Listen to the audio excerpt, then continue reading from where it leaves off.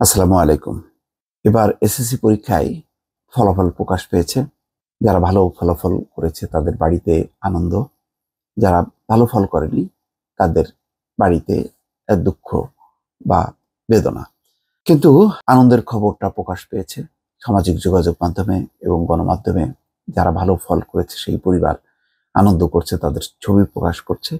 আজকে একটা ছবি প্রকাশিত হয়েছে, মুবাশশিরা ইসলাম। এই মেয়েটিও জিপিএ 5 পেয়েছে। কিন্তু দর্শক, আপনারা কি জানেন যে মেয়েটি জিপিএ 5 পেয়েছে, সেই বাড়িতে আনন্দ থাকার কথা, কিন্তু সেই বাড়ির লোকজন এখন কাঁদছে। কেননা ফলাফল প্রকাশিত হয়েছে সত্য, কিন্তু মুবাশশিরা আর এই দুনিয়ায় বেঁচে নেই। তেমন একটি মানবিক ঘটনা তুলে এনেছে প্রথম আলো। সেখানে বলা হচ্ছে, বিজ্ঞান বিভাগ থেকে এবারের এসএসসি পরীক্ষায় অংশ নিয়েছিল মুবাশশিরা ইসলাম। পরীক্ষা দেওয়ার পরপরই জিহ্বায় একটি অস্ত্রোপচার করার পর তার জ্ঞান আর ফেরেনি।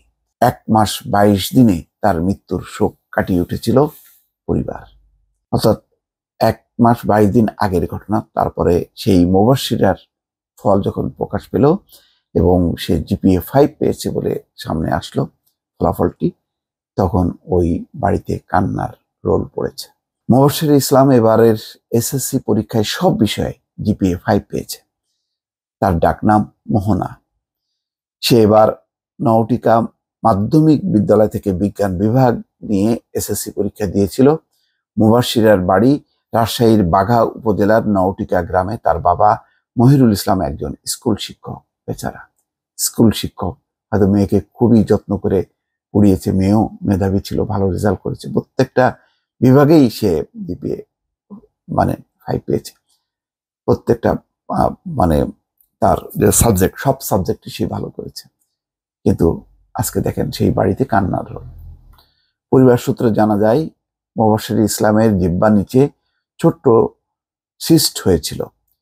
সেটাই অস্ত্রোপচার করে অপারেশন করার জন্য রাজশাহী নগরের আল আমিন নামের একটি বেসরকারি হাসপাতালে ভর্তি করেছিলেন মা বাবা। গত 20 মার্চ সন্ধ্যার আগে মুবাশশিরার অস্ত্রোপচার সম্পন্ন হয়। এরপর চেতনা ফিরে পায়, কথা বলে। এরপর একজন নার্স এসে একটি ইঞ্জেকশন দেন। তারপরই মুবাশশিরা অচেতন হয়ে পড়ে। এক পর্যায়ে পরিস্থিতি অবনতি হলে তাকে রাজশাহী মেডিকেল কলেজ হাসপাতালের নিবিড় পরিচর্যা কেন্দ্র অর্থাৎ আইসিইউতে ভর্তি করা হয়। সেখানে চিকিৎসাধীন অবস্থায় ভোর 5:10 তাকে মৃত ঘোষণা করা হয়। 21 মার্চ বিকেলে জানাজা শেষে নওটিকা গ্রামে কবরস্থানে তাকে দাফন করা হয়। কত দুঃখজনক! একটা পরিবার আজকে আনন্দে ভাসার কথা, সেই পরিবারে এখন কান্নার রোল। দর্শক, আমাদের সমাজের চারপাশে হৃদয়কে স্পর্শ করে এরকম দুঃখজনক ঘটনা কিন্তু ঘটেই চলেছে। আমাদের কিছুই করার নেই, আল্লাহর কাছে দোয়া করা ছাড়া। ভালো থাকবেন। আল্লাহ হাফেজ।